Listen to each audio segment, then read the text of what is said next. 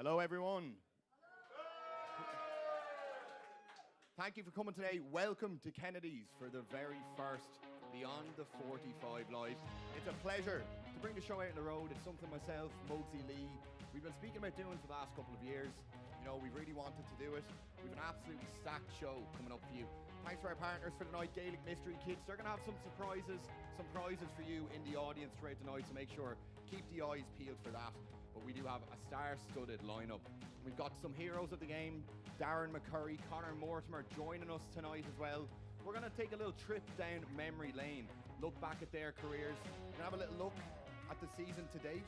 We're going to have a look at, obviously, tomorrow's match between Kerry and Mayo in the All-Ireland football final. But what a season we've had so far. We've had Roscommon, we've had Armagh, we've had Westmeath all win provincial titles. We've had Wicklow win Talton Cup glory on the Garden County. But without further ado, let me introduce our resident Beyond the 45 host. It's Mr. Lee Keegan and Mr. Owen Mugsy Mulligan.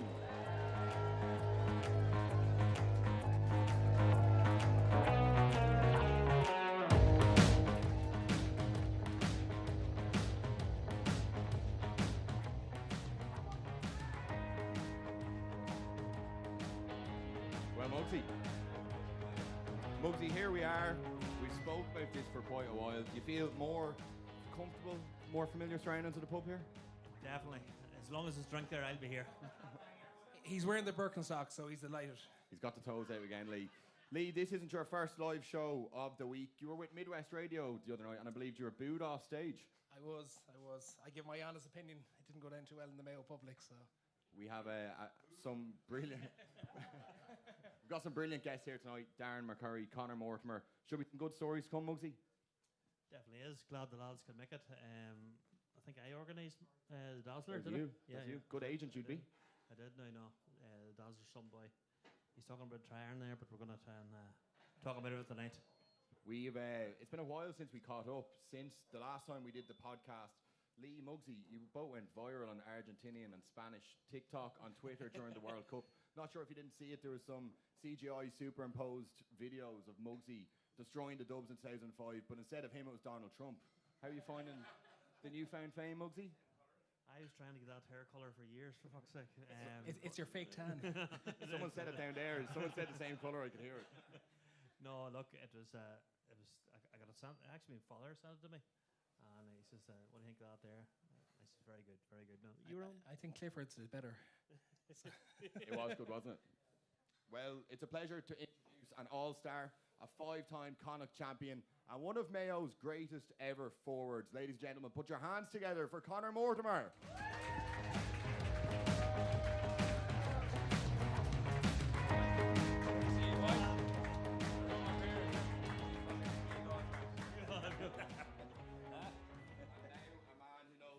Exactly what it takes to beat Mayo in an All-Ireland final. He also scored 10 points against Kerry in this year's quarter-final. It's Tyrone legend Darren McCurry.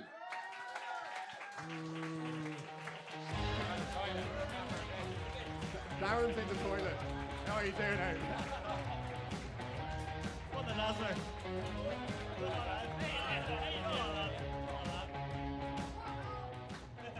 Quite the entrance, Darren. We're going to start with you. The night before an All-Ireland final, you know what it's like. What will the players be feeling like this in the hours on the run-up to such a big game? Probably trying to just relax, you know, be around each other, have a bit of crack too, try and stay loose. Obviously going through tactics and stuff, maybe a wee team meeting, and just probably trying to soak the whole occasion in. Conor, for you, I was actually speaking to a former teammate of yours, David Clark, during the week. He told me you used to room together. He told me a few home truths. I said we'd leave it to the live show. Maybe he was telling lies if he was rooming with me. Look, at the night before, obviously, I think it was a little bit different back in our day in the All-Irelands that we were in terms of, I remember the second All-Ireland, I think it was 06, we stayed in Bewley's hotel outside the airport. And it was funny, I don't know, I think the county board were trying to get the supporters and the team all together because the hotel was full to the brim with Mayo supporters and us the night before, which didn't bode well the next day, to be quite honest about it. But in terms of look at the night before, it's more look at, for me, I suppose it was more about eating a few sweets, watching match of the day, going to bed, and obviously getting ready for the match the next day. Mugsy, was that quite different to your preparation over the years? I think Gavin Devlin hung you out to dry a couple of weeks ago in a press conference. For anyone who didn't see, there was a couple of stories going around, and I think it even made the papers. Was it yourself and Jordan made the papers on the run-up to 2003, and Katie Price, now known as something like that? Right to crack there, look, as I would say, Kitty Price is right. I got a phone call to go to the opening of the Club Lawn disco, and we were like total lockdown. We weren't allowed to go out, and again, there's no mobile phones, no social media, that sort of crack. And the phone call came to the house, and it was Brenton Mulgrew. Could you come to open the Club Lawn? And I says, well, I'll come down the QT. I didn't think it would be that extensive, but I got a photograph with Katie, and the rumour mill started. It was a week before the All-Ireland final, and the rumour mill started. By the time it got to Cookstown, I'd kissed her. by the time it got to Dungannon, I'd slapped her. And by the time it got to Armagh, which we were playing, Harvey is my son.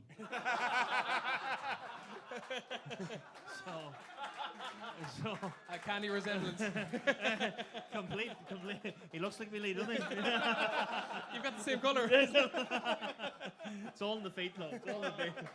But it just spiraled out of control. It still goes on to this day. But I was pulled in, and Mickey was like, "What the fuck's going on here?" Like, and I was like, "I only went for a photograph. That's not what I'm here." And I says, "Look, everything will be all right." And thankfully, it was. Well, that's good. That was a good reaction from Mickey Hart as well. Lee, for you as well, any superstitions over the years? You became accustomed to making this sort of a stage as well. Any stories of pre-finals? Bar losing, no. The Dazzler will talk about his time in 21 yet, so it's okay. No, never superstitious, but I used to love Keith Higgins in particular because we used to have to go looking for him in the morning. He'd be asleep by 12 o'clock and the bus is rolling out at 12:15 and he's still in the bed. So, but no, generally just I used to love All-Ireland Final Day. You get to go away for the weekend. You get to leave the house, you get to play football, you get to eat for free, you get a bus, you get to kick a ball. So I used to love all that kind of stuff and just have a bit of crack with the boys. You know, that was about. And I'm sure the lads are the same. It's those weekends, those bonds are they're very important. Like I know it didn't go our way over the years and stuff like that, but didn't have as many stories this book. We never met Katie Price, unfortunately. So maybe it's a good thing we didn't. Or if we did, we may have won actually. So didn't seem to dent your victories, did it? Leave her alone, right? Leave her alone. But no. A couple of lads are very superstitious. I was very much just play what you see, chill out, relax, and enjoy the weekend. Alan Dillon, one of the men for the superstitions, wasn't he? Alan Dillon used to love rubbing deep heat, wintergreen, some alcohol in his leg, but if you looked at his leg, there was no skin left. So I don't know how he managed to kick a ball, because when you looked down, he was red raw. I mean, there was more rash than anything. So my nose used to be burned from sniffing him, because I used to sit beside him in the change room, and I said to Alan someday, "Will you stop rubbing yourself?" And he goes, "Kiddo, you have to rub me someday." Conor, what's it like when you transition from being a player on these weeks to then obviously going in, doing some media work, watching on as a fan? Did you find that tough when you finished up with Mayo to be watching on from the outsides? Look, initially I probably did, because of, I suppose, how it ended and, you know, all the stuff that went on or whatever. But like this year, you know, it's very, you know, I'm very relaxed. I'm actually looking forward to it. Obviously, really hoping that Mayo can go out and give a performance and do a job on Kerry. But look, obviously anyone who retires or who finishes, you know, it's obviously tough after that. But I think ultimately it's great to still be part of the day. It's, you know, obviously being at the All-Ireland, you know, as Lee says, we meet up with lads now tonight, tomorrow night, guys I've played with for years. Obviously met Brady and a couple of lads earlier on today, and it's great to see them lads, because, you know, there's a saying that you only see certain people at weddings or funerals or whatever. You know, we kind of see them at All-Irelands every year, so it's great to be part of it, and look, I'm thankful to be here. Actually, Moore just told us over there he's coming out of retirement. next year. So, or this year, is it, sorry? This year, yeah. I have the boots back on. He again. bought his first pair of boots ever. Yeah, to be fair. And they're Adidas. That's it. Mugsy's got the connect. Mugsy, we'll go on to you. 3-time All-Ireland champion. 2003, 2005, 2008. Is there one that sticks out more than the others? Probably the first one. Probably the first one. There was just so much riding on it. Mickey Hart had just come in, and we had always played under Mickey for under 18s and under 21s, and we'd got success.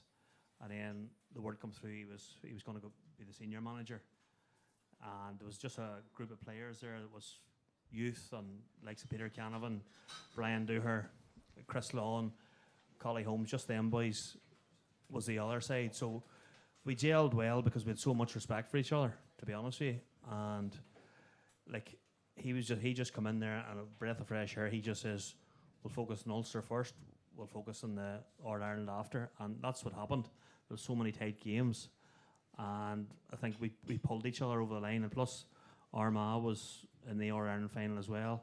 They were going for 2 in a row, and it was just like an absolute pressure cooker because we were 25 mile away from each other. It was just a complete derby, so we knew there was extra burden on us, but we got over the line, and that's what it was all about.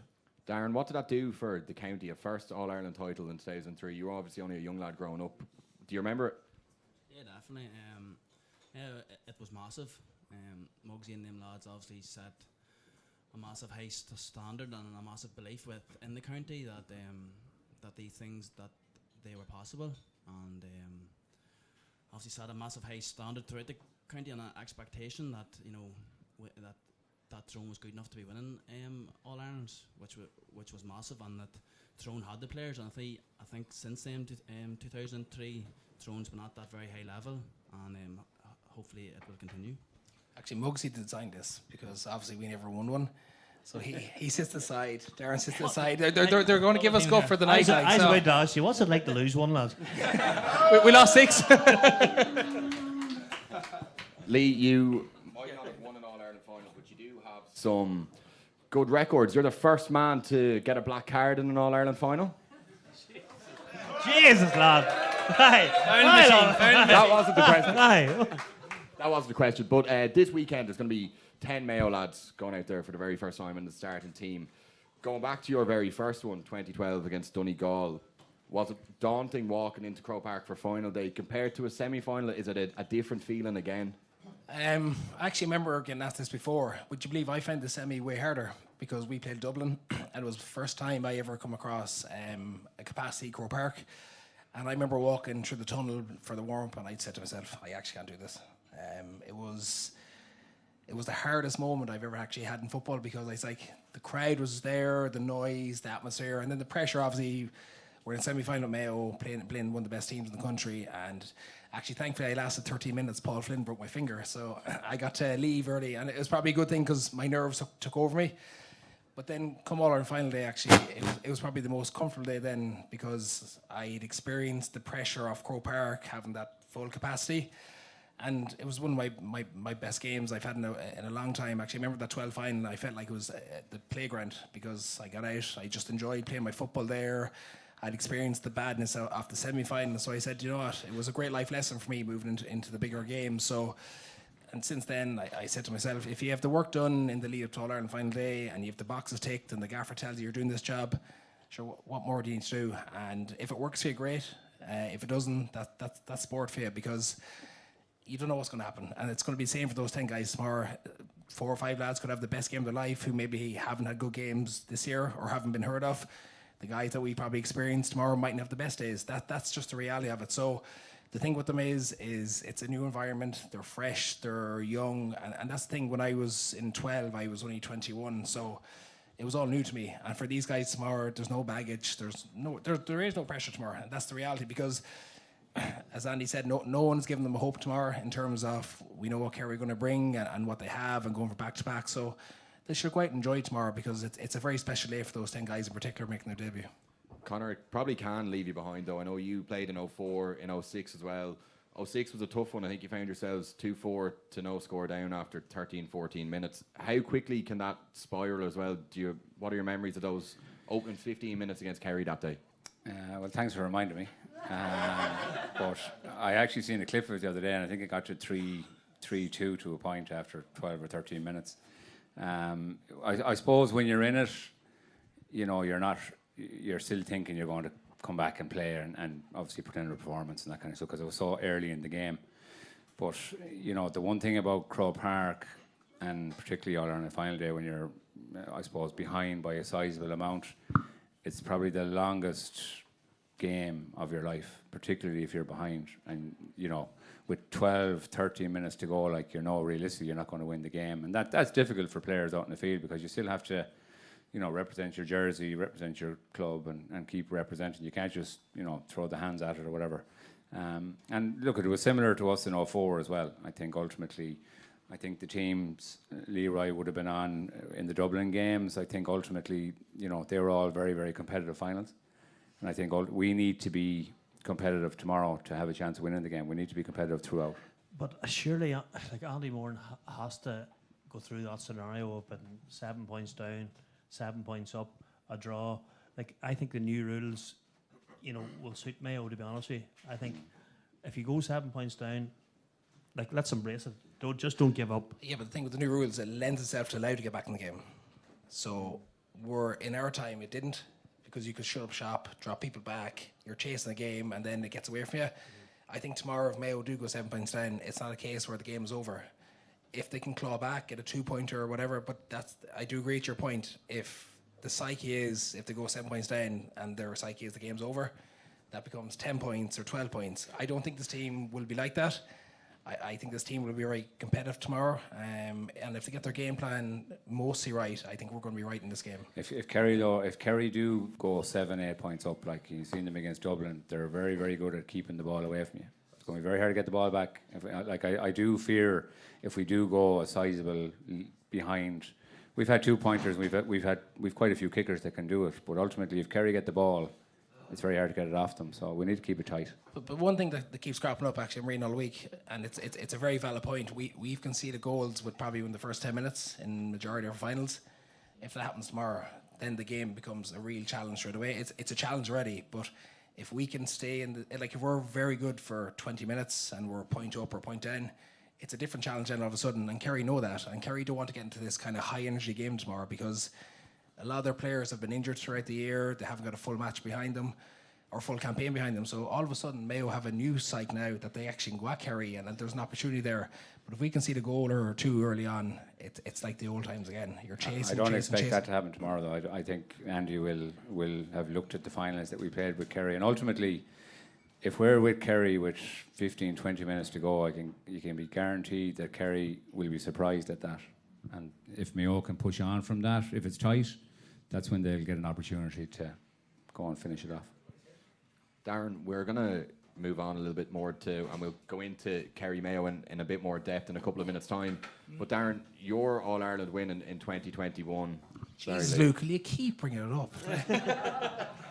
And he got man of the match, and he got 1 for it. That's it. There we go. 1-4 and man of the match. He was actually brilliant that day. He's brilliant. Darren, that I was for 10 minutes. And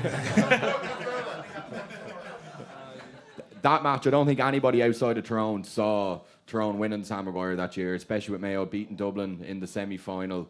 What was the feeling like in the camp for that when almost everyone was like, right, it's finally Mayo for Sam, and everyone apart from Tyrone believed it? I think just starting off to the start of the year, Mugsy talked about Mickey coming in their 03 team. I think in 2021, when Mickey had left and we had a new management in, I felt like it brought a new lease of life to the team. It was like the shackles were took off and we were just to go out and express ourselves and just play. So that was a massive part of that year. That, as I said, shackles were put off and we just go out and express ourselves and play football. What was the question? What was it like? What did you score in the final? Actually, no, I have a question for you. Emma got COVID after the Kerry game, or before the Kerry game. I get No, how many did you get? We were all sick. We were all sick, so we were all sick. COVID gate that year, is it? Kerry weren't happy in there. No. They fell into the trap. But to be fair, now I'm not been, you know, I'm not even when Tyrone beat Kerry, I didn't care who we played in the All-Ireland final. When Dazzler was playing, I didn't care because I think you have to beat Kerry to win Northern Ireland, and that's the same as the people here. Like, it's just you have to beat the Dublins, the Kerrys, and when we played using Northern Ireland final, the Tyrone crowd, Tyrone fans, we were really confident. Like, you know, we were like we're playing Mayo supporters here, but we were so confident at beating. And Mayo was talking about their, you know, the Northern Ireland. I just felt so confident. Yeah, and that even happened earlier in the season when we beat Donegal in Ulster. That was a massive result for that team. You know, finally getting off over a big team like Donegal. And as Mugsy said, to win the All Ireland, you have to beat the big teams. And to beat Kerry that day gave us massive belief, massive confidence to get into that final. And to be honest, going into the final, the whole team was very confident. As I said, beating Kerry was a massive result. So it was just about having a performance on that day. I suppose personally myself leading up to the final, probably having a good semi-final against Kerry.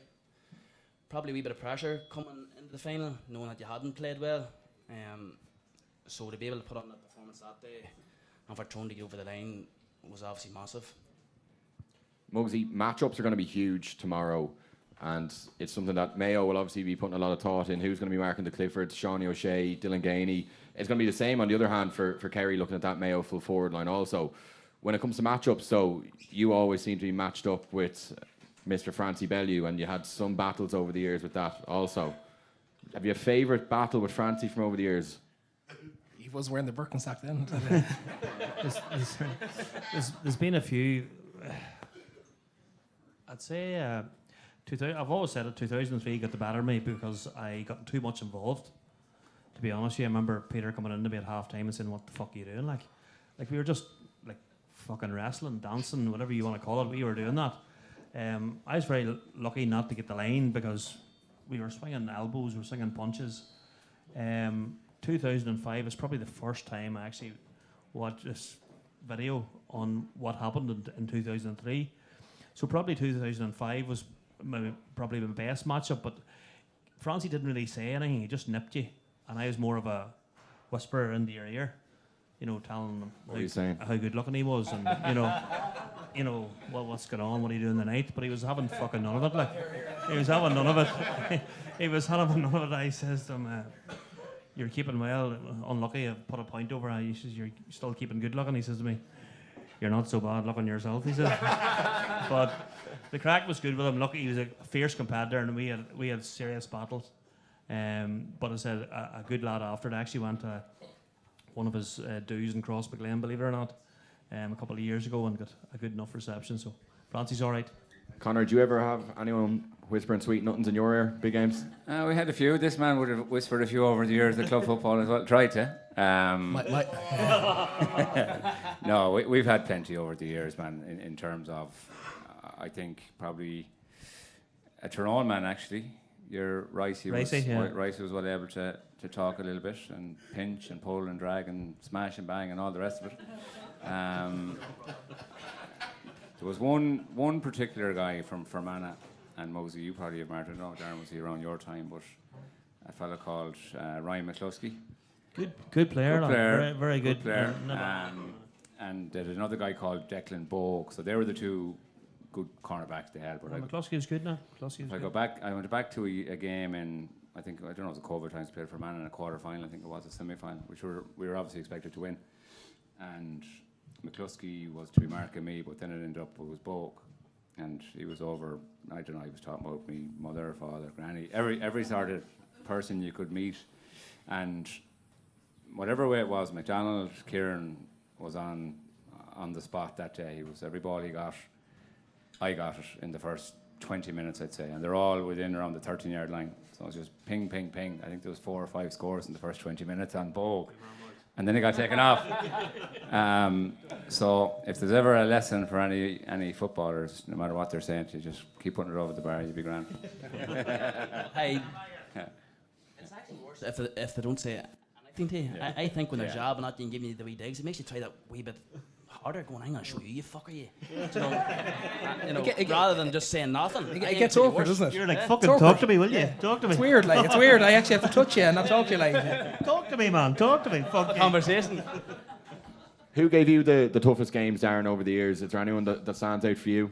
There's a couple. Obviously, Lee here was a fabulous mile marker. He kind of attack more than defend. He would just stand there and then he would go, make you chase the whole way up the field. Obviously, Jason Foley is a brilliant defender as well. Very, very fast. He's probably one of the fastest players I ever marked. Tom O'Sullivan as well. A couple of great battles with him over the years. Chrissy McKaig, like, he was probably the one person, Chrissy McKaig, that no matter if there was an open goal, he wouldn't leave you. If there was a man coming through, if his job was to mark you, he was marking you, looking you in dead in the eyes, and that was his job. So that was a unique experience marking him. He's actually just hugging you, didn't care, he's just looking at you, where are you going? So yeah, obviously lots of tough ones and lots of great defenders over the years, yeah. Darren, I'm going to stick with you because Mayo find themselves a win away from winning an All-Ireland this year. Even if they do, it means that they would have lost to Roscommon, obviously, in Connacht, would have lost to yourselves a couple of months ago also. When you beat Mayo just a few months ago, I think you got 6 points off the bench. Did you expect Mayo to be at this stage? Are you slightly surprised to see them here? I suppose this year has completely changed football, as in anybody can beat anybody. With the new rules, the game's not over till it's over. I suppose that day when you beat them, obviously it was a very tight game. Mayo missed a couple of goal chances that day, so the game literally could have went any way. Did you expect to see them in the final? Probably not. But to be honest, like, the way they've played that last day, they were exceptional. The youth, the energy they brought, the high press. You know, you seen it yourself when they were turning over the ball, the expression, the fist pumps, and it was great to see. And they fully deserve to be in the final, and I think they're in a big show tomorrow. One thing that stands out from that match, I think, was that Sam Callanan fisted the ball over the bar, which, if you went for goal, could have sealed the game. There's a lot of chat about fisted points now. Fucking hate them. Do you? Well, hold on. It got us to a final. I hate it. Fucking hate them. True. You have to go for goal, man. You have to go for. See this fisted shit. Now, in that instance, he has to go for goal. That was a huge moment because with the new rules, he only put us a point up. He was still giving Tyrone an opportunity for a 2-pointer. So if he goes for goal and misses, it didn't matter because Tyrone were going to get an opportunity anyway. So I got the balls head off me in 2003, right? We played for Mana, and I think it was might have been the quarter final, and I was coming through, and Canavan was in the left hand side, and it was we're about 5 minutes in added on time, and we're winning by about fucking 18 points, I think.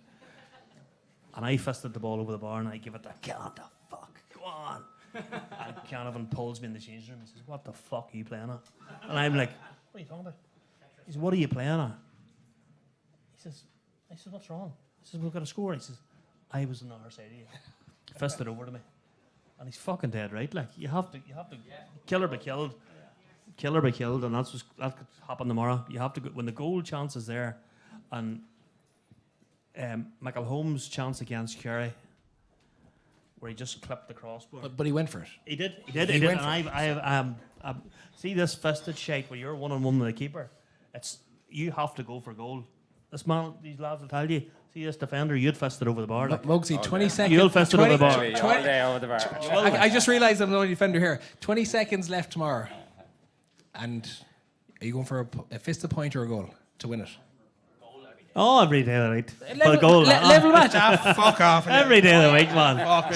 Side footer, put it in your heel. Go around the keeper. You've Baldy Peter in your head for the rest of your life, so it's all right. Gotta go around him. So, Darren, you're still playing, obviously, inter-county level. There's been a lot of changes in the rules. All for good. I think we've arguably had the greatest championship of all time. Is that one that you would tweak for next year, though? Get rid of the fisted point? No, I don't think I would, to be honest with you. I think even you seen... My mic's absolutely mode here, isn't it? I think when you see in the semi-final, even David there, a couple of fisted points he got there. You know, obviously Niall had a mark on the left foot and he was able to cut in and fist him over. So, you know, I think it's important to keep that aspect of the game. So no, I wouldn't change it. Sticking with this season, it was a tough enough start for Tyrone, Mugsy. I think you were quite open about that as well, but they found themselves almost doing Kerry in the quarter-final. Couple of decisions here or there, it was quite close. Would you say these boys give me stick, you know, but been too hard on them, especially Morgan. He fucking tortures me every time I fucking slag Tyrone. But I thought the referee got shocking decisions wrong against Tyrone. I'm not just being biased here. I thought they were shocking. He got the same decisions wrong against Dublin. I'm not going against Kerry here. Some of the fucking decisions against Dublin were absolutely brutal. But it's sour grapes, obviously. I fucking look like him. Can you do a fist to me? But no, look, I didn't expect Tyrone to get within. I know the Dazzlers here, 3 or 4 points. I couldn't believe it. We're going down the home straight. Couple of goal chances. Michael Holmes probably would have changed the game. And when you see it in slow motion, he's so much to aim at, and he's only a young lad. But you gotta put that into the top corner or the bottom corner, wherever you're gonna put it at. I thought the referee got serious. Taig's fucking one when he went up for the high ball was a bad decision from the referee, but I thought Tyrone were good enough on that day to win the game. But no, I agree, but I would ask Darren something. Like, what were your targets for Kerry? Like, what was something you like seen with Kerry that you said, right, we see a weak link or a chink there that we're going to go at? Obviously, defensively, you exposed them completely, but was that something you had spotted before with other games of Kerry? Probably thought we could get at them at their own kick-out, which obviously wasn't the case. Weren't expecting that, to be honest with you. Thought we could get at them at the full back line. Thought that they would be tired. We would have the legs on them if we bring them to the last 10 minutes. So that was kind of the things we targeted. Obviously to try and win our own kickouts. Obviously to keep the main players quiet, but it's easier said than done. You know, even when you put out one fire, somebody else always steps up. That's what I'm thinking for tomorrow. Yeah, I thought that I was getting so frustrated in the line D that we weren't even turning around for the kick out, and they were just pinging all the time. Murphy pinging, and it was just going straight. Every time we scored, which we were finding it so hard to score, and once we get the score, come on. Next of all, bang, bang. But fair, they have a lovely kick-out plan, and it's probably been really highlighted this week. You know, that third man block, and it's fair, they ran Big Con and Brian really hard left and right. But like Murphy's mid-range, short range is phenomenal. Like Joy, like he's 76%. Like it's. Tell me how you mark that. Well, like, do you go zonal or do you go man to man? I think you have to go zonal, because if you go man to man, they bring you into the tight bunch, and then it's just a foot race, and that's just like a ball into an inside the forward, and then the block. So like I think we done it the last 10 minutes in the second half, and they were able to just fucking. I got blocked one time, and it was a foul, but sure, the ref's never going to give that.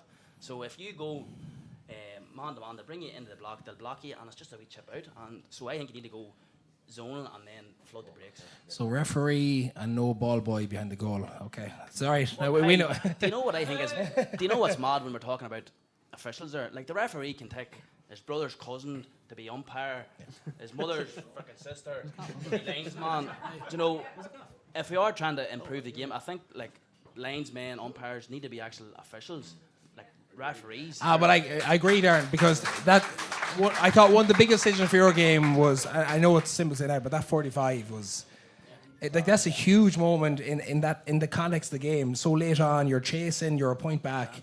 That gives them a cushion again. 100%, and especially the time and commitment that teams and players and everybody's putting into it. You know, like as you said, they've done an unbelievable job with the rules, but I think it just needs to be pushed that wee level more with linesmen, officials, just to even improve the game, just that we pinch more. I think tomorrow, though, I think the ref tomorrow will let it flow. He's kind of one of those kind of refs that lets things, few hits go in, lets it move. I don't think you're going to have too many issues in terms of poor calls tomorrow, even though, you know, I know Mugsy likes to always kind of. I can't wait to talk to you tomorrow. No, you're talking about I can't wait to talk to you tomorrow. I don't think the Kerry crowd here will thank me saying this, but should we potentially be seeing a Dublin Mayo final because of some of those decisions in the Kerry Dublin match? The square ball, the goal looked like it was over the line. I think so. I think they're bad calls, but I mean, ultimately, I think Andy was saying about the VAR stuff and all that kind of stuff. That's all part of the GA in terms of those guys who are umpiring or who are doing line, or everyone's going to make mistakes, whether it be on the pitch, whether it be an official, or whatever. Like obviously, they're marginal calls that probably cost Dublin. They were probably pushing on at that point to win the game. So 14 wides doesn't constitute as bad. They're two big calls. And letting Paddy Clifford play whatever game he wants. No, they're two big calls though, because the Do you game think was it was a tight. penalty? Do you think it was a penalty? I thought it was harsh. Yeah, definitely. But like, You think it was a penalty? if you're kicking 14 wides, you tell me you're going to win the game. That's a free kick though, Mugsy, anywhere on the field. That shit. No, but I'm saying like It's a free kick. Oh, but you look at the It's a penalty. fucking charge. It's a free kick. It's a charge, no, man. No. It's a free No. kick. It's a free kick. Do you agree? Do you think it's penalty? D? Penalty, yeah, Has to be a penalty. definitely. Serious? Yeah. Dahi Law. Fucking no penalty. Hey, man. Mugsy. That was fucking no Hold penalty. on, Mugsy never seen a full back line in his life. The opposite That was full back. never a penalty, boys. That was never a penalty. Never. Come on. No, but my point is, if you still kick 14 wides, are you going to win the game? Yes or no? I didn't ask you that. I asked was a penalty. But you saying that cost them the game, is it? The square ball did. So it's a combination of. Okay. All right, calm It was down. part of it, yeah. One thing that works in the Blaming refs here. One thing, and we'll stick with refs, because one thing that I think really worked in the AFL when there was a lot of off-the-ball stuff and when they were, talking about the quality of the game, was a second referee introduced. Do you think that there could be something like that, one in each half?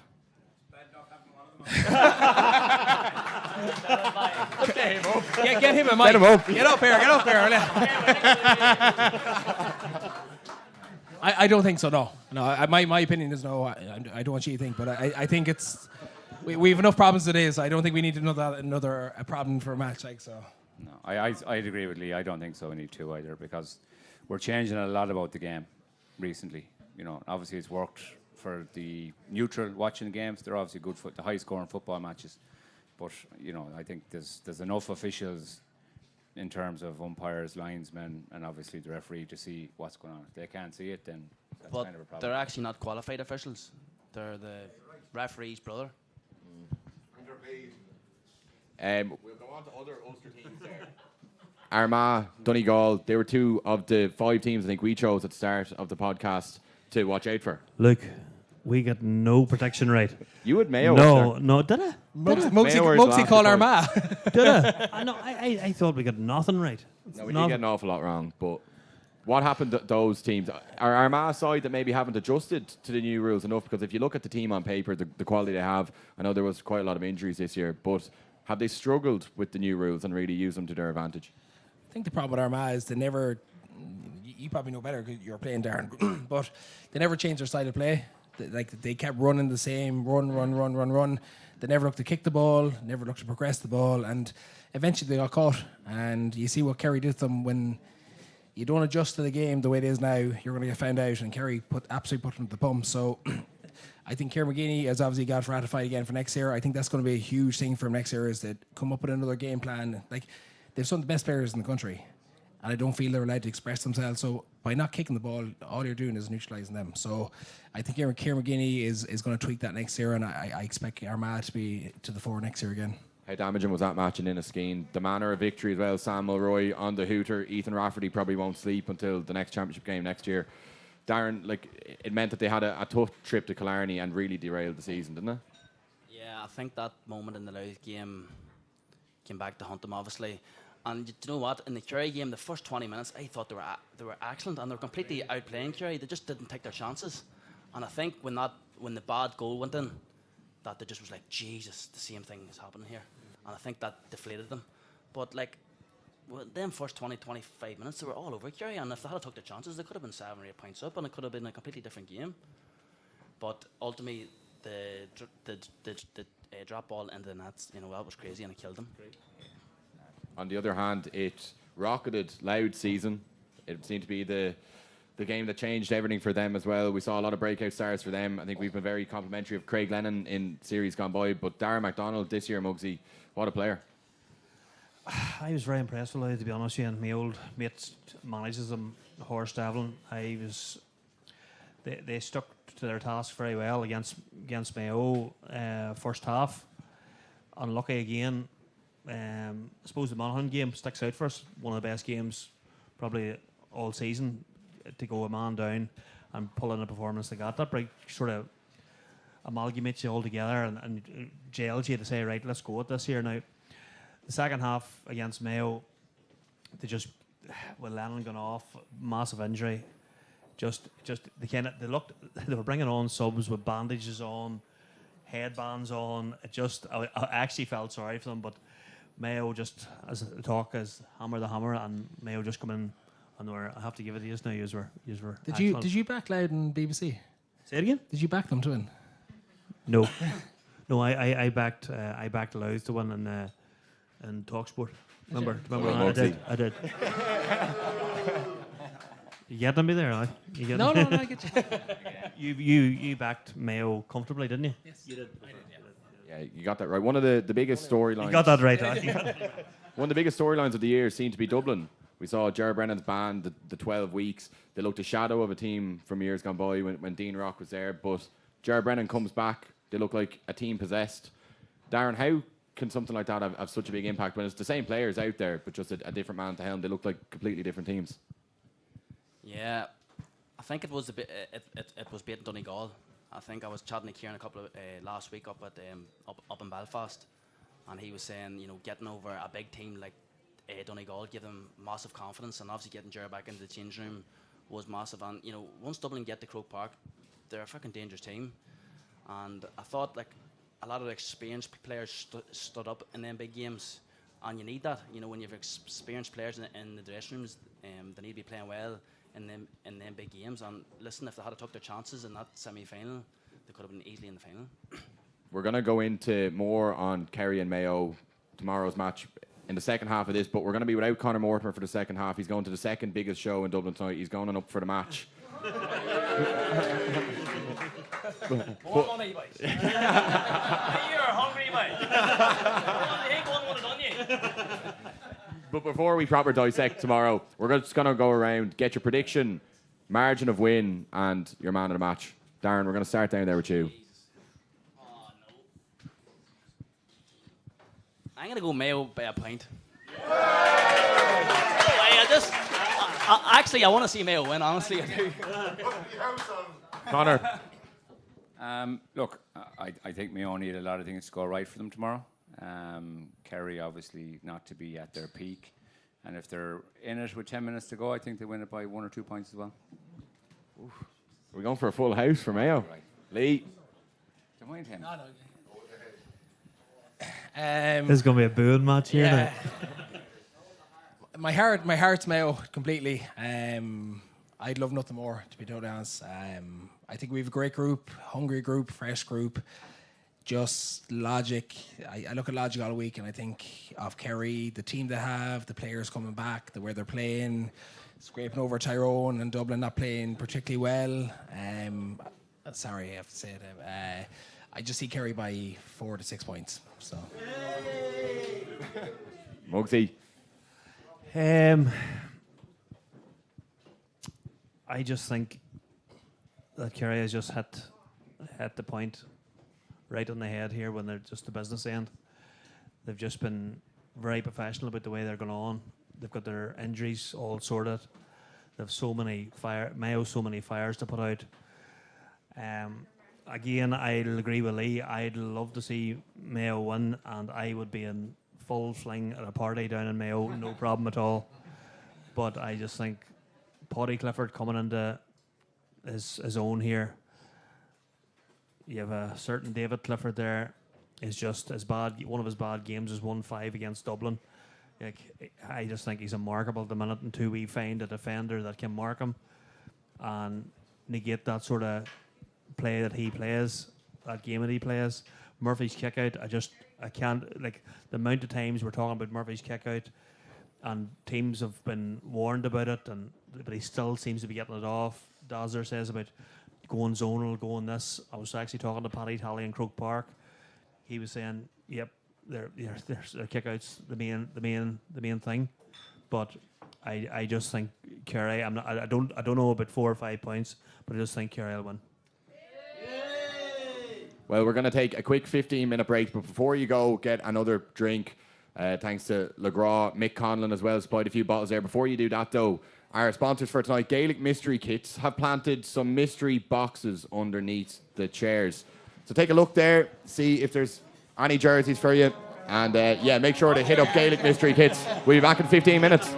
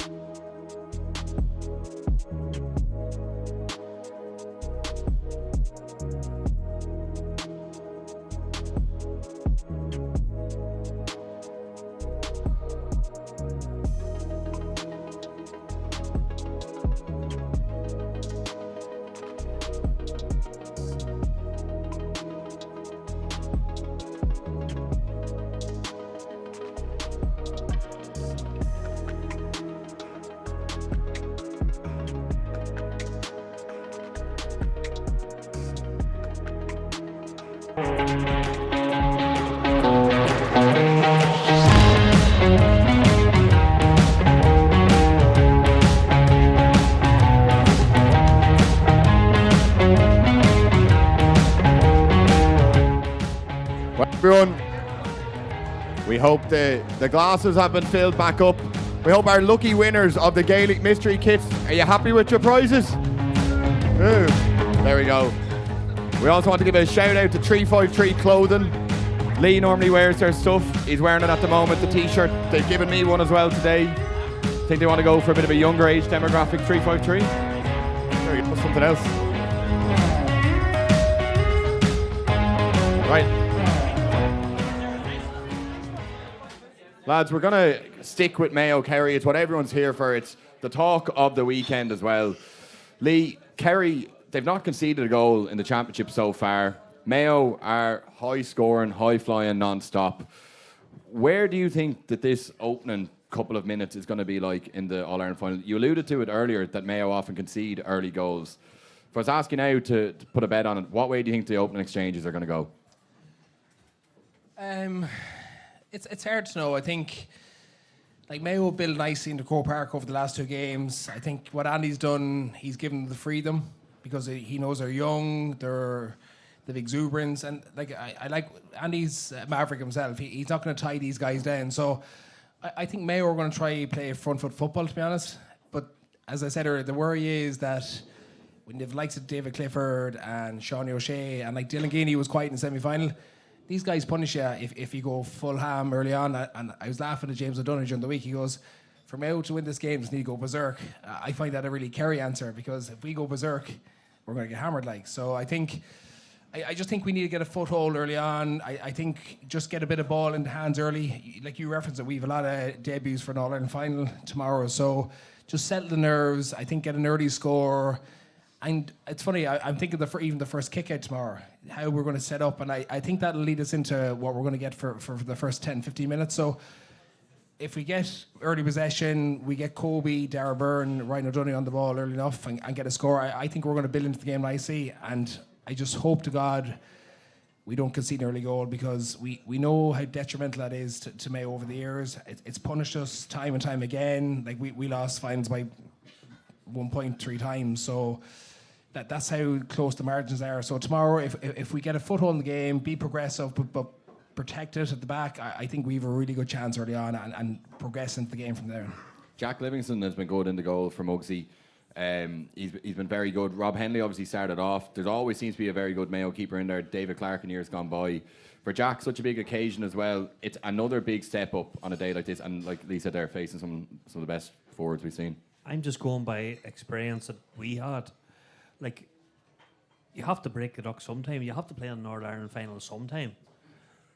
I just think embrace it, because it's going to be so tough. It's going to be intense, but you have to say, right, let's break the duck here. Let's see what we can do here. Like, you seen Andy Moran's press conference.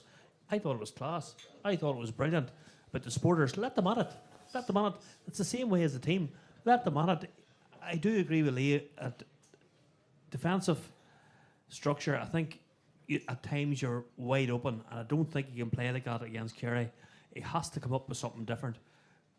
I'm going to say a good Tyrone man's training them as well. I always mention the Tyrone man. So Paddy Talley is one of the most unbelievable coaches you could ever imagine. He's unbelievable. He has been with Kerry for 2 years. That is a massive insight in what they have to do. Like, he has got so much homework on Kerry, on who they're against, what the opposition is, what their weak link is. It's so much. It's favoured Mayo a wee bit, all right. But I just think that the players that they have to mark, they have to have some game. The defence have to have some game. Bugsy, our problem is, though, we're not very good zonally. So we mark zonal, I think we get picked off very easy.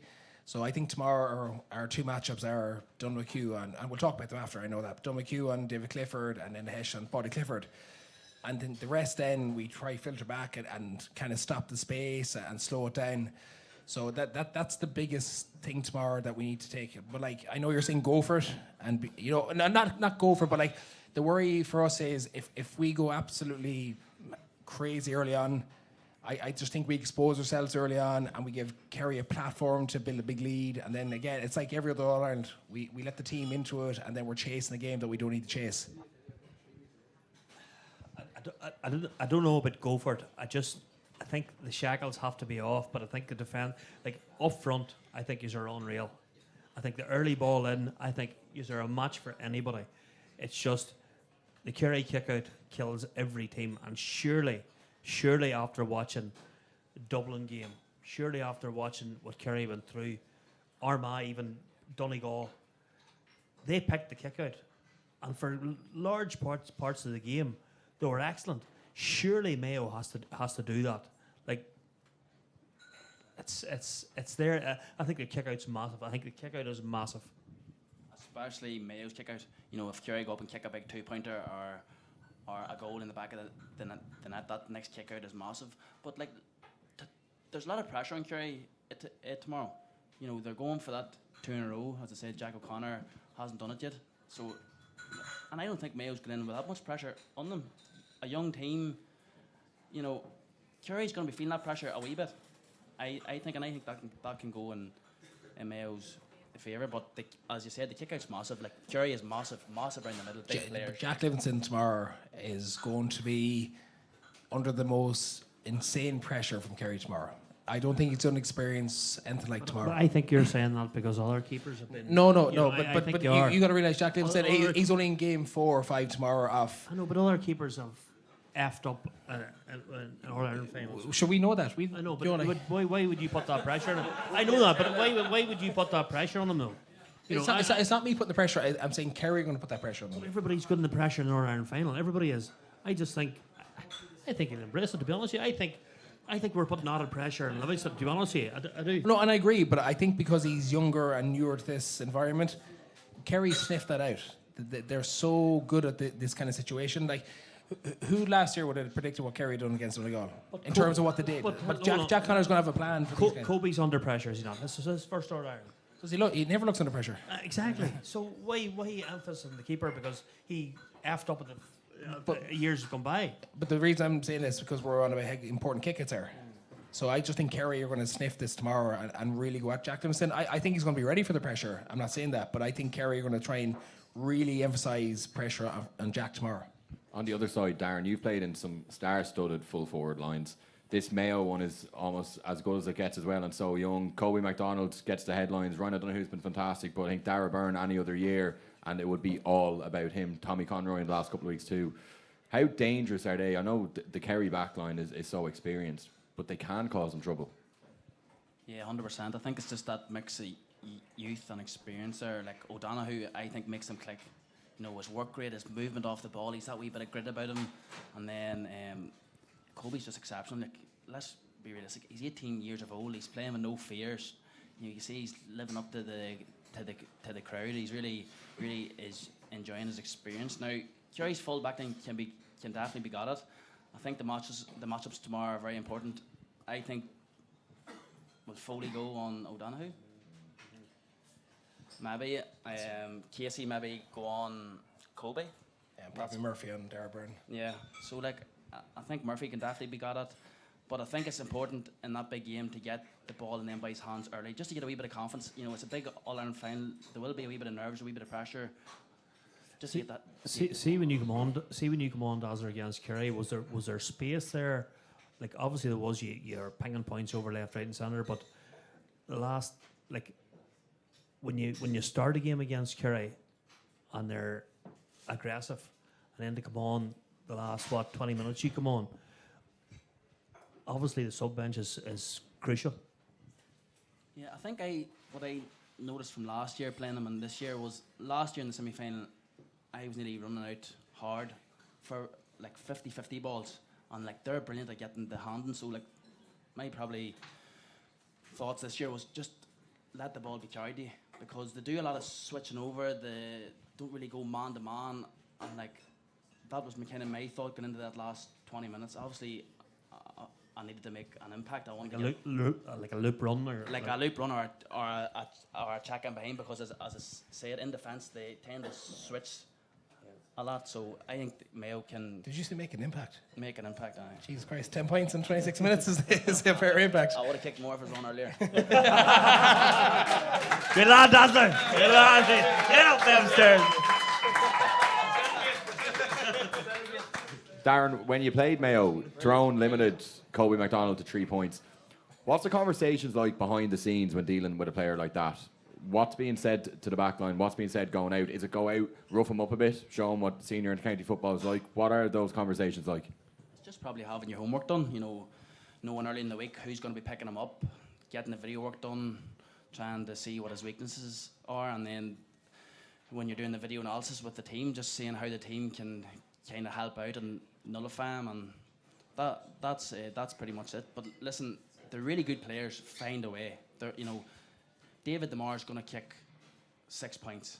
O'Donoghue should be kicking 6 points tomorrow. So it's important that you realise that as well. And listen, just try and do the best job that you can. Make it awkward for them. Get stuck in them. Be on their toe. And as I said, it's important that teammates always helping out, because when you're marking these great players one-on-one, especially when there's only 11v11, they're going to get room. They're going to get shots over. But it's just keeping at them, being there the whole day. Mugsy, you were quite vocal in the first couple of episodes over clubs should be compensated for Kobe McDonald's transfer down under.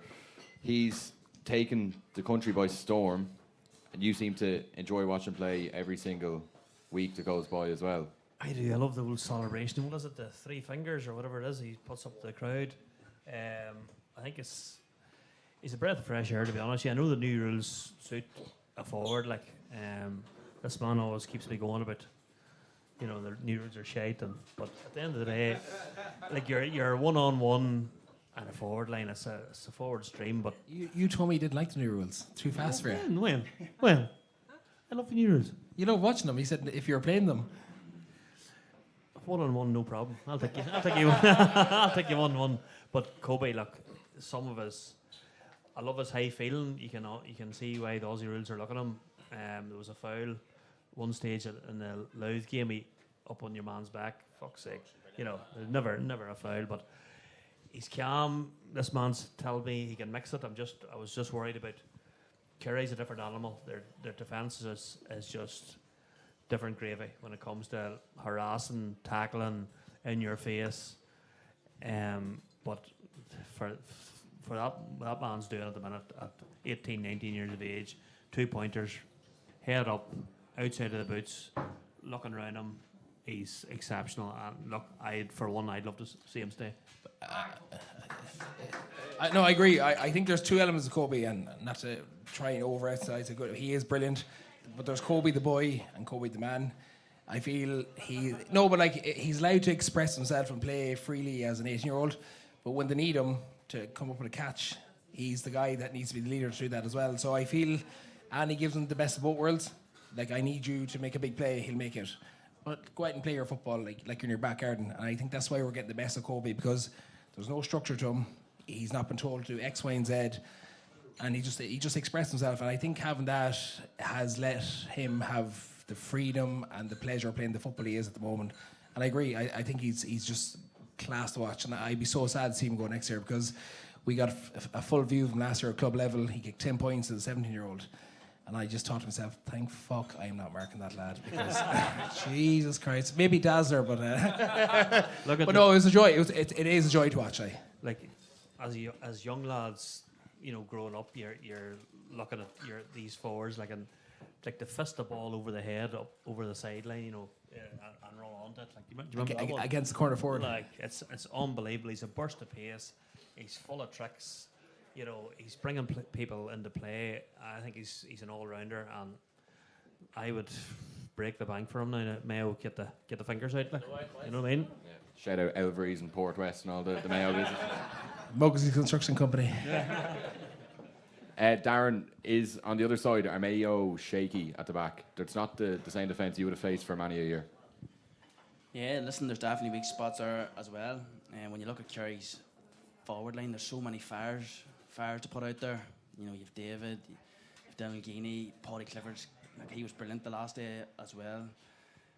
Shawnee O'Shea, was only really back from injury. He got a game under his belt there, so there's lots of fires to put out there.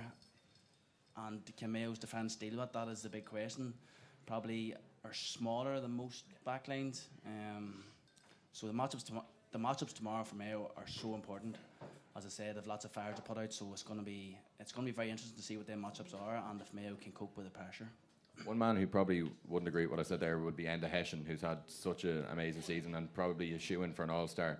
He's really stepped up for Mayo when they were looking quite open at the back. I think he's been sensational this year. I think he's really taken on the leadership role. Like against Meath, we were all over the shop at certain stages defensively, and Enda really kicked into gear. He done a good defensive role on Chris O'Jones in the quarter final, and then semi final he was just solid. So he's going to have a big test tomorrow. I think this is the one he wants. I think this is going to see really what level Enda's at. I think he's well capable of it, to be honest. I think Paddy's one of those players that you allow the freedom of Croke Park. He just loves it. I think if you are in his face, aggressive, and Enda's not shy, Christ, he's called Ibiza Enda for a reason. He likes to dance out in the sun and a little shake or two, like Joe. Dance moves too. He like you dancer, so you would like. But if you put him on the back burner, I think which Enda will try to tomorrow. I think he can get frustrated. He wants to play everything on his own terms. So Enda's going to be aggressive tomorrow in his face, and I think if he gets 60% of that right tomorrow, I think that's a huge way of going towards a Mayo victory, because we know what Paddy does, we know his ability, we know his gift in terms of kicking, passing, scored 5 points against Dublin. So I think Enda tomorrow is going to relish this battle against Paddy, because he's in the form of his life. Mugsy, is this Kerry team as good as last year?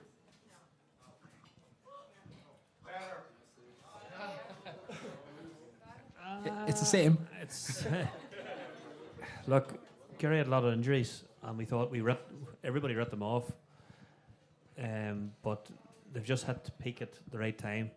Shawnee O'Shea has been injured. He's come back. Paddy Clifford was injured for a stage. I think one of the O'Sheas was injured for a stage. Armagh came up to Killarney or Tralee, whatever it was, and they totally whitewashed them, which just blew the championship wide open. Then they go and come into Croke Park, and once Kerry get to Croke Park, that's it. They just had a wee switch.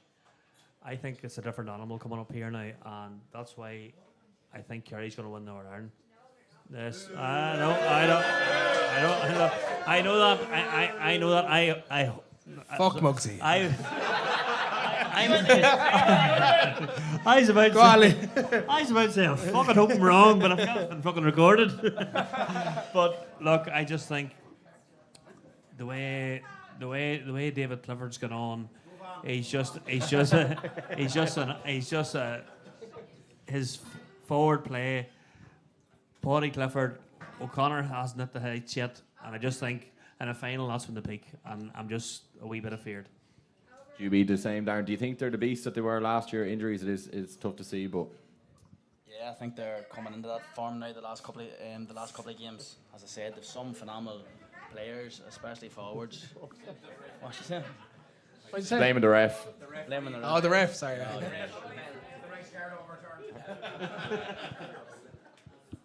Yeah, as I said, they've some phenomenal players that hitting peak at the right time. As Mugsy says, when Kerry get to Croke Park, especially with the kicking game, like they all can kick the ball from corner back right up. They all kick that wing side ball up the wings. They're fast at attacking, and as I said, when you have the forwards they have, like the goal David scored again on Saturday was like it was mental. Like even how he got the ball, he's an absolute freak. Like I probably didn't give him as much respect as I seen that goal. It was just like this man is different level, and if he takes off tomorrow, which I think he will, he's going to cause a lot of damage. Before we move on to our next segment, it's time to say goodbye to Darren McCurry. He's off to Con Kilpatrick Stag. Ladies and gentlemen, make some noise for Darren McCurry.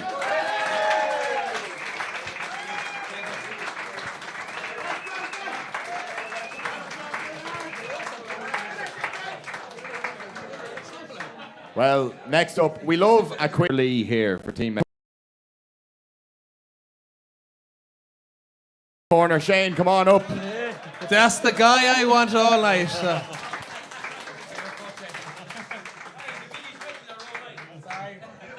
He should have the mic.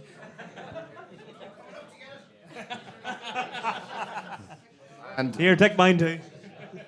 joining, so Shane is a Mayo man. We have a Tyrone teammate for Mugsy here. He's not from Tyrone. His date and past record, there is a couple of Tyrone women in there. It's Mr. Ben Fennell down there. Ben, up you come. Come on, man. Mugsy's record of quizzes are shy. Come on, Ben. You're fucked.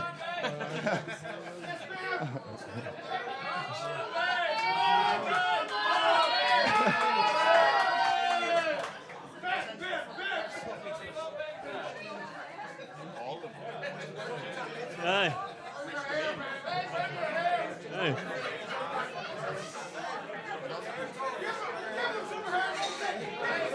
Okay. Hey, leave him alone, lads. Leave him alone. He's just flew from Turkey. He's just Leave him alone. Leave him alone now. love that teammate there. He was in Istanbul this morning. Okay. Leave him alone. Okay, so I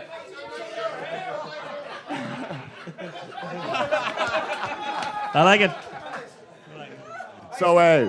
We made this quiz when we thought that Darren, McCurry, and Conor Mortimer were going to be here. So there might be some Darren McCurry centred questions, but we're going to kick stuff off with Team Tyrone, Mugsy, Ben. In the 2021 All Ireland final, Darren started beside Matty Donnelly and Conor McKenna in the full forward line. But can you name Mayo's full back line? If you name 2 or 3, I'll give you a point. No, whoa. It'll come back around for you, Lee. Come on. We might discuss this first, will we?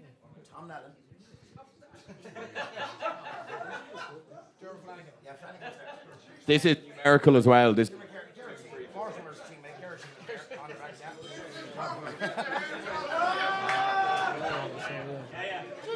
We have an answer. We're going for Key Higgins and who's the other? We're going for Keith Higgins and Keegan Mark McCurry for a while, so he had to go in the forward. No, hold on. He had to go into the full back line. Am I right? Or, Yeah, you have one right. Lee, take it away. Who's 2, 3, 4 that day? Keith's retired now. He's gone that day, is he? Hey. Keith's retired. Yeah, 2021 though. Never played in 21. Did you not? No. Lee, take it away. Who's 2, 3, 4? but Keegan was. I was on Keegan was 3. Yeah. I said that, Do you know the cornerbacks? And Hessian. No. Was I in it? And it was. Oh, and it came on. Sorry. Was she Mullen? No. No, she came on as well. Take an Argo there, sure. Okay. the answer. Stevie Cohn. No, you're making show yourself, Lee. No, number 2. Give us 2 Guinness there. Hold on now. Number 2, Porrick O'Hora. Number 3, Lee Keegan. Number 4, Michael Plunkett. Pudsey. Okay. So no score from that one for the lads. But next question for Lee and Shane. Lee and Shane. In the 2012 All Ireland final, Lee Keegan, you started at wing back. Can you name the 5 other backs alongside you that day? Fucking terrible questions, man. They're fucking hard, man. They're hard. All 5. Kevin Kane. Yeah. Ger Caffrey. Yeah. Boiler was. Boiler is there. 7. Keith Higgins. Yeah. And Donny V. Full house. First point for the lads. Give it up for Shane and Lee. It's a 1-0 lead heading into round 2. I always say Mugsy in the quiz never works. Well, this one is very centred towards Mugsy. So, how many Tyrone players won All-Stars in... How many... Yeah, keep it off. How many Tyrone players won All-Stars in 2005? And there's an extra point up for grabs if you can name them all.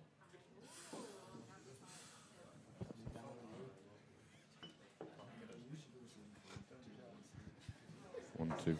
Yeah. I think. Who was the ref that day? He definitely got knowledge.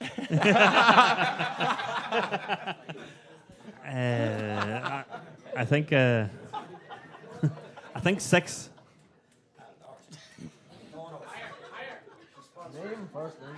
It's 4. incorrect. Okay. Can I name a few of the All-Stars? If you can name 6 of the 8, you get 1 of the 2 points. Canavan. Yeah. Me. Yeah.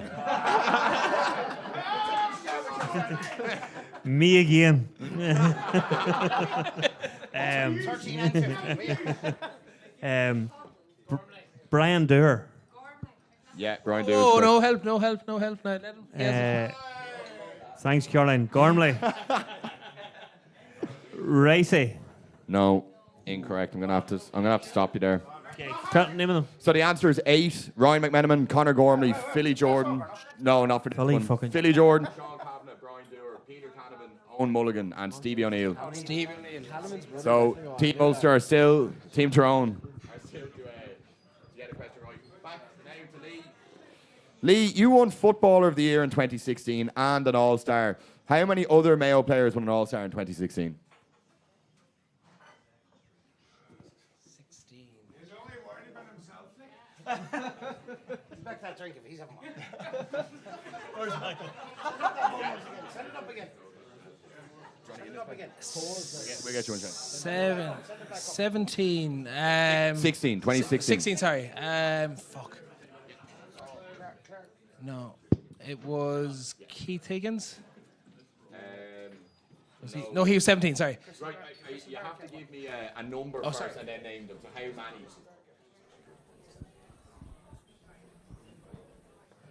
Come on, Shane.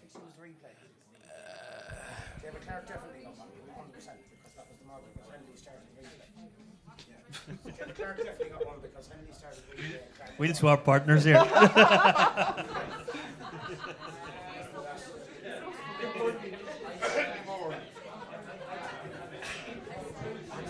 Okay. 6.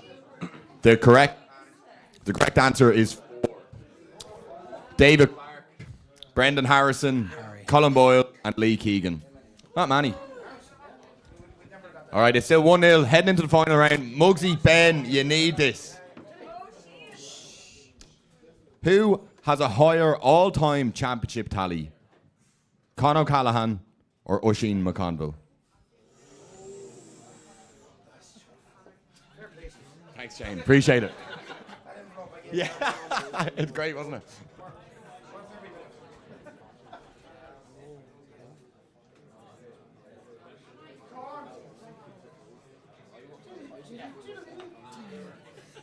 Okay, we're going to have to push for an answer. We've both decided. Oisin McConville. You go Oisin McConville. Oisin McConville has scored 11 goals and 197 points. Conor O'Callaghan has scored 23 goals, 164 points. Con wins by 3. Oh, Wicklet! Hold on. Mugsy, new rules. New fucking rules. New rules. Can't. No fucking 2-pointer. Right. 2 points don't count. 2-pointers don't count. That was in punt. Right. That was in punt. Lee and Shane, this is your final question. So Darren McCurry is Tyrone's all-time top point scorer. But who has scored more overall in the championship? Darren McCurry or Cormac Costello?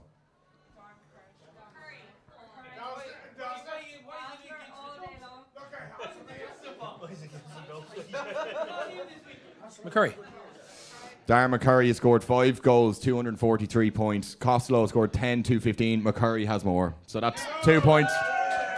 We're going to do a double or nothing. We forgot to say at the start that... Like a 2-point, like how long? It's a 2-pointer here, is it? Only anyone's there, huh? We'll finish with a 2-pointer. We forgot to say the losers are going to buy a round for everyone here. So Ben, you're going to have to get that to buy money out soon. He's out of money with the hairline.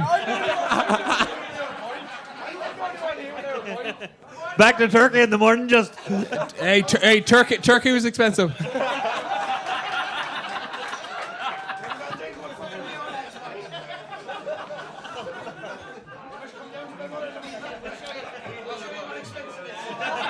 Right. He'd be shaved.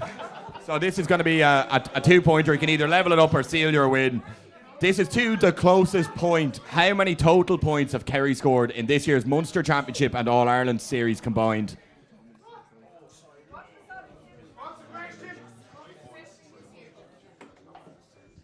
How many combined points have Kerry scored in the Munster Championship and All Ireland series? So we'll go whoever gets closest to it. We'll let the boys go first, will we?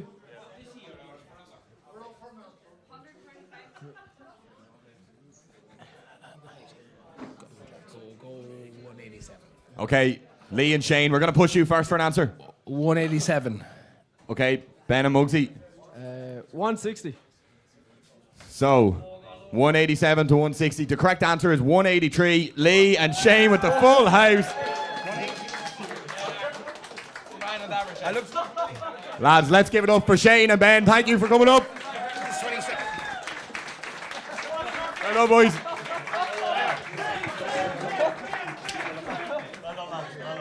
Pleasure, man. Right, Ben, you can leave that mic. I'll rub that off you. Okay. Trying to come in.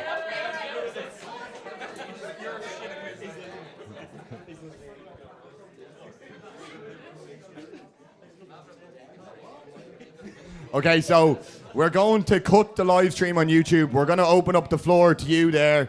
We're going to do a bit of a Q&A. Any questions for Lee and Mugsy? We'll have someone roaming around with a mic. So we've got one man here in front of us straight away.